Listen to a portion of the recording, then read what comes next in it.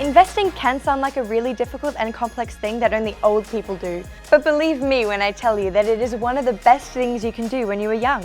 It can be quite daunting trying to learn all about the different types of investments, such as shares, residential real estate, commercial real estate, exchange-traded funds, and managed funds. But what does it all mean? There are so many options for you when it comes to investing your money that it can be really confusing when you're starting out. But before we continue, let's clear something up. Investing does not always equal getting rich quickly. Investing can be a long-term game and can take many years before you begin to see real growth. Should you save or invest?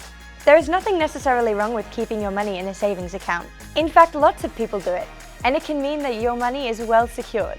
The only downside is that sometimes interest rates are lower than inflation.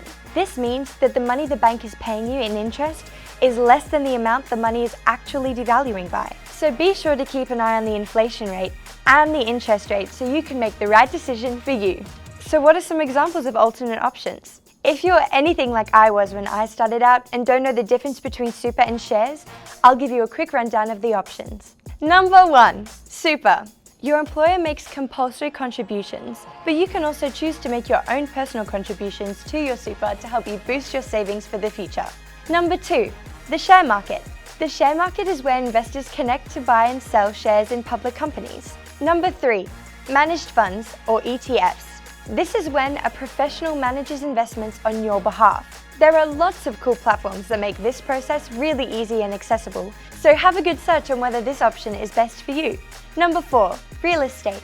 This is when you buy a property with the intention of making money, either through renting or reselling in the future when the value has increased. This can be a really sustainable and long-term way to create wealth. Also, the word mortgage might sound scary, but compare it to the rent you pay. The difference might not be as big as you think, but make sure to do your research. Number 5, a high-interest savings account. This is a savings account that offers a competitive interest rate to help your savings grow. You'll have to do your research to find out which banks are offering a really solid savings account with an attractive interest rate. Remember our good old friend, compound interest? By starting as a young investor, you have more time to let compound interest work its magic. You'll also have the flexibility to study the market and refine investing strategies. Have we got you intrigued? Then what are you waiting for? Get researching and see what investment strategy suits you best.